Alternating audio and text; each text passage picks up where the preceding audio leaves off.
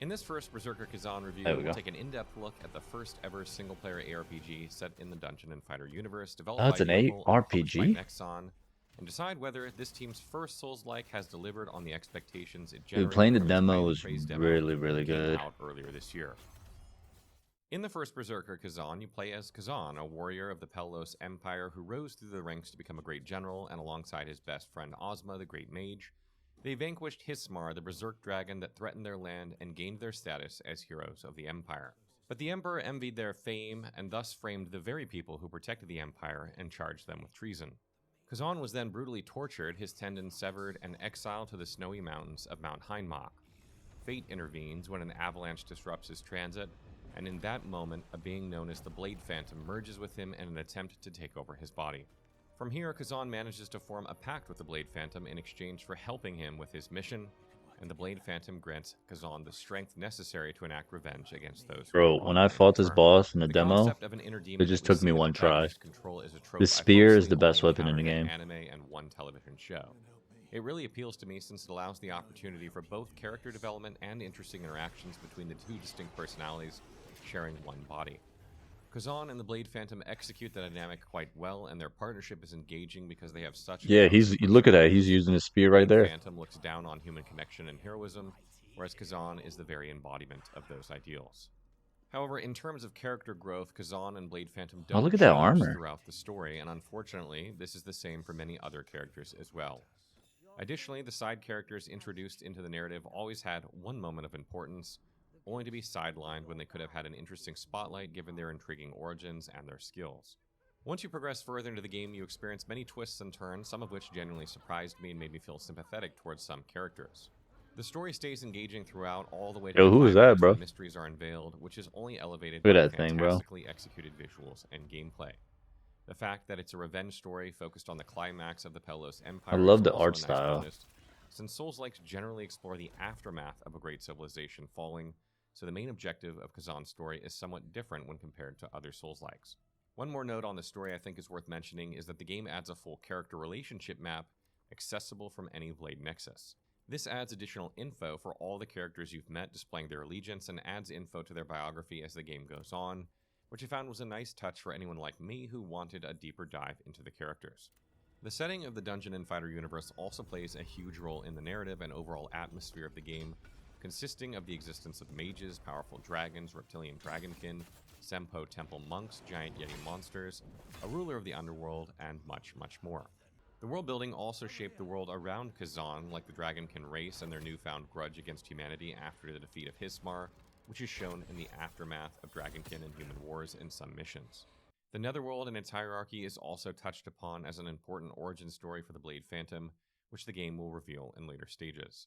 Overall, the story and setting of the first Berserker Khazan is engaging from start to finish, with an interesting story not commonly told in video game format that feels fresh, and the Dungeon & Fighter setting executed in a way that anyone could understand. Unfortunately, character development is lacking, and some characters I would have liked to see more of were not expanded upon beyond their initial moments of glory, but the setting and the mysteries behind the plot kept me immersed the whole way. Although the first Berserker Okay, Khazan oh, does here we offer go. an immersive story, the game definitely places much more emphasis on gameplay, streamlining some of the basic Souls-like mechanics to attract a wider audience while drawing significant inspiration from several Souls-like titles, especially Nioh. The strongest aspect of Khazan is Nioh. the I combat liked system, Nioh. which is arguably one of the best we've seen in the I last beat couple years Nioh of 1, but gaming, never perhaps only Nioh rivaled 2. by Stellar Blade. To begin, let's delve into the game's core structure and level design. It would not be a stretch to say that the first Berserker Khazan takes a lot of inspiration from other titles when it comes to the fundamental gameplay structure and level design. The main hub, known as the Crevice, exists in between the Netherworld and the Mortal Realm, serving as your fast travel point to missions. To travel, you interact with a Phantom Gate, which opens a map to the region along with mission details, recommended levels, and unlocked collectibles. Once you complete all main missions in a region, you unlock the staircase leading to the next Phantom Gate in the Crevice, and you repeat this loop for the full game. This hub structure is very akin to the Nexus from Demon's Souls with its archstones, while the mission selection is straight out of Nioh 2, which actually blends surprisingly well. This combination brings out the best of both games, the Demon's Souls style hub with the archstones that allows you to feel more connected with the NPCs I did not and expect offers a that. sense of I safe thought it was like haven, an open while the world Nioh 2 game. style maps and missions provide clarity with mission info and segmentation, breaking the game into manageable objectives for players with limited time.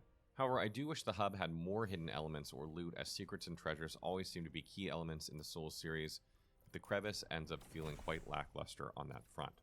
As for the actual missions in the game and level design, Khazan deceives you by starting incredibly linear and quite boring, but slowly and gradually eases into more complex and longer missions with verticality, shortcuts, missable Okay, content, cool. and even hidden walls and secret bookshelf doors. Alright, well, I I'm know also where that wall often is now. heavily inspired by multiple Souls-like titles such as the Burning Villages from Nioh, Sen's Fortress and an Orlando from Dark Souls, Senj or even classic Fortress. Oh Miyazaki my Poison god. Swamps. I just had PTSD, Collectibles are bro. also present throughout levels with a few breakable red gems that can be exchanged for bonuses, and later on, Jarlings, who are showing off their Nioh inspiration loud and proud with zero shame, as they operate much the way Kodama did.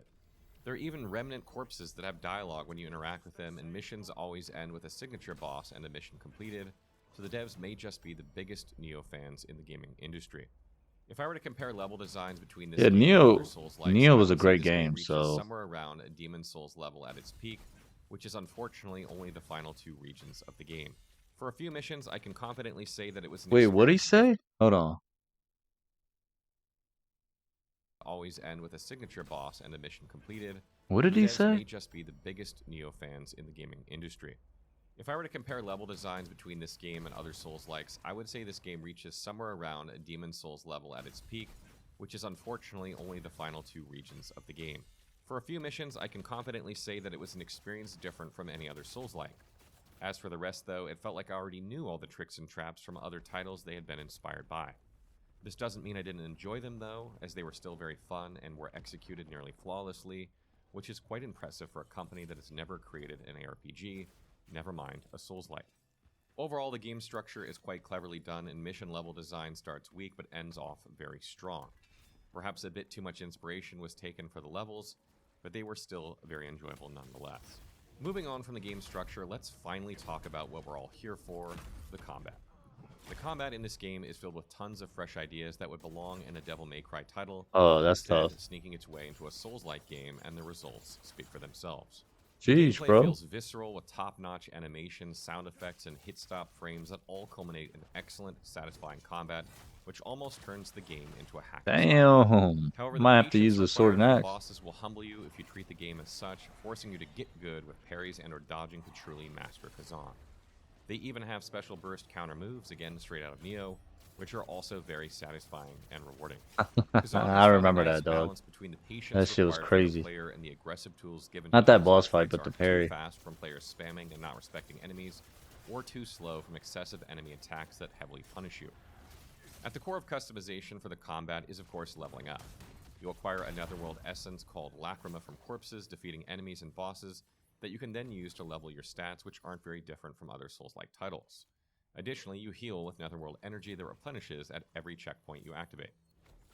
There are That's three cool different weapon armor. types you can choose from in the game. The dual wield, which has short range but swift and nimble attacks, the great sword with its hard-hitting and defensive moves, and the spear with long reach and insane multi-hit combos. All of these weapons have vastly different playstyles that completely change how you play Khazan, and almost make it look entirely different from one weapon to the other. At the core of this system is the skill tree, where there are very distinct skills and passive bonuses for each weapon, and a common skill tree for universal skills and passives. The engine of this system is Spirit, a resource you gain by attacking enemies and perfectly pairing them, which you can use to activate skills that you've unlocked in the skill tree. Skills will either be baked into your weapon combo, or be a separate input costing Spirit, or be part of a weapon move that also costs Spirit. It's very easy to start picking your favorites based on the feel and effectiveness by Bro, just the trying spear, skills I'm and moves out on telling you enemies, guys, and then changing it's around the skill best points weapon with in the no game. additional cost to try others. The only problem I would say with this skill tree system is that some skills will be fundamentally stronger than others, such as your Well, charged yeah. heavy attack, getting a damage boost, or just getting extra reach and a combo added on. But the game resolves any of these issues by also incorporating sets and skills acquired from full set bonuses from your gear. Gear in this game includes your weapon, helm, armor, gloves, leggings, boots, ring, Oh, this and guy's... necklace. The Whoa. only difference between the gear that you pick up are the set it's related to and the random attributes it rolls. You'll never find a weapon with higher attack damage than another, assuming that it drops at the same level in rarity. So the build customization in this game is generally from your chosen set and those random attributes. You can mix and match sets, but to acquire skills from the set, you generally need between 5 to 8 pieces. I won't be showing any of those acquired skills here because a huge part of the fun is just discovering them yourself, but I will say from personal experience that they are probably the flashiest, most powerful skills in the game, and I had tons of fun just discovering the different set skills by crafting them all. You can also equip phantoms, which gives some passive buffs to your character to support your chosen skills, and these can be upgraded with discoverable items and XP as you progress the game. All in all, though, there is honestly not a ton of customization, which results in rather weak build variety. It's very streamlined to just be attribute bonuses, sets, phantom skills, and stats. Streamlining is not necessarily a bad thing, but to some extent, it does harm replayability and narrow the scope of possible builds. Overall, though, it's complex enough to keep you invested in your build every time you return to the crevice after a mission. The highlight is the secret skills you find on the sets. Lastly, for gameplay, let's talk about enemy variety. The pool is quite sizable with over 80 different enemies spread across your playthrough, Oh, wow. with almost all of them boasting a unique moveset. There's also an arachnophobia mode to turn your spiders into creepy robots if you want, which I found pretty funny. There will sometimes be That's lead enemies funny, in the mission dude. featuring a base enemy in Frenzy with extra health, and true to form, there's some very annoying enemies that will grow on you, just like our favorite Death Basilisks from Dark Souls. In terms of bosses, the main mission bosses are all unique and incredibly well designed. I spent hours doing no damage runs from How many most of them bosses because are it's there? just that fun.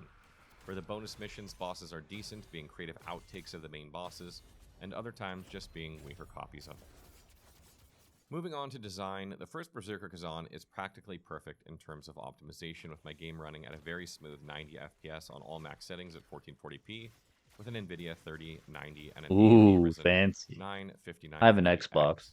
The Series graphics X. of the game are decent, but the real star of the show is the art style, with very good-looking cel-shaded characters and a perfect bleak color palette to nail the feeling of a gritty revenge story, heavily emphasizing the colors of black and red when interacting with anything related to the Netherworld or using skills in combat.